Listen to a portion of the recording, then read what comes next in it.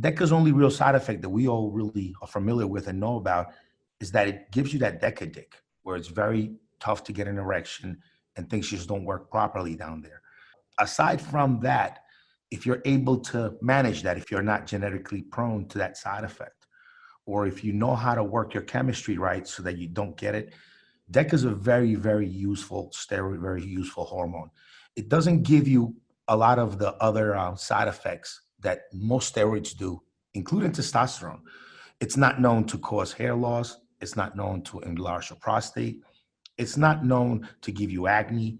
It's not really known to shrink your balls. It's not known to give you a lot of these side effects that you get from a lot of these other steroids. It's not very toxic to the body.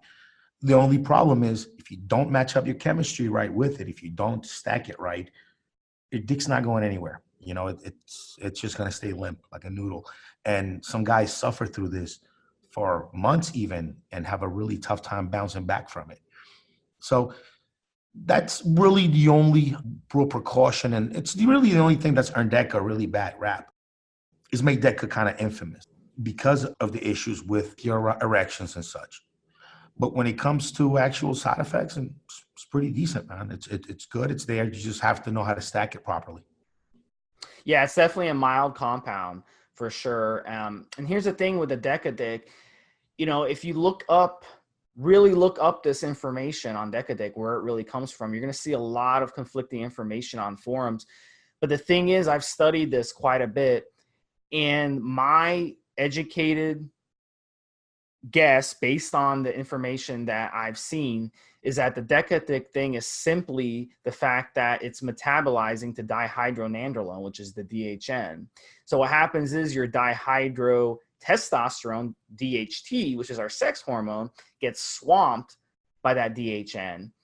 So the way you can mask that on cycle is by stacking a DHT derivative along with DECA.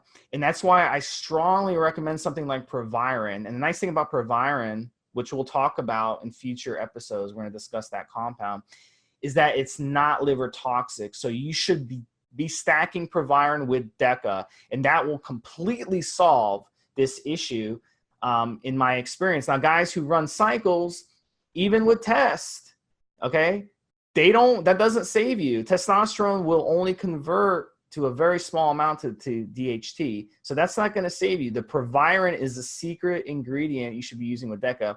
And if you go back to the 70s and 80s, you'll know, and I've interviewed these guys from that era who have trained some of these bodybuilders and coached them, and they've said that those guys would use DECA and Proviron always. They didn't understand why it worked, but they knew it worked. And that will definitely contribute to offsetting any types of Deca Dick. Yeah, you need DHT. You need dihydrotestosterone in your body to keep your dick hard. And even as a teenager, it is dihydrotestosterone that contributes to the actual growth of the tissue down there. When DECA comes into contact with reductase enzymes that turn your testosterone into dihydrotestosterone, DECA becomes a weaker version of it, like Steve said.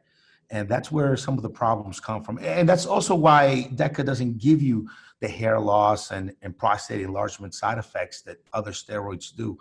It's because it is a weaker DHT than you would normally get from injecting high levels of testosterone. Yeah, it swamps your DHT. So really, you're not getting those DHT side effects when you use DECA. That's kind of the point of using it, you know? So if you have a subject to hair loss, you've got prostate issues, et cetera, it's a really good one for that. So let's talk about, yeah, go ahead. My personal way of making sure that I don't get DECA Dick is I always run the testosterone at twice the amount. And that way, that reductase enzyme has more testosterone substrate to work with than DECA. That way I'm ensuring that my dihydrotestosterone levels stay higher than, the conversion off of nandrolone. And that way I avoid the DECA Dick. And that's worked for me. But like you said, using an oral, a DHT derivative can also help quite a bit. Yeah, Masterin too. If you want to do injectables, Masterin would be one you could also use along with it. So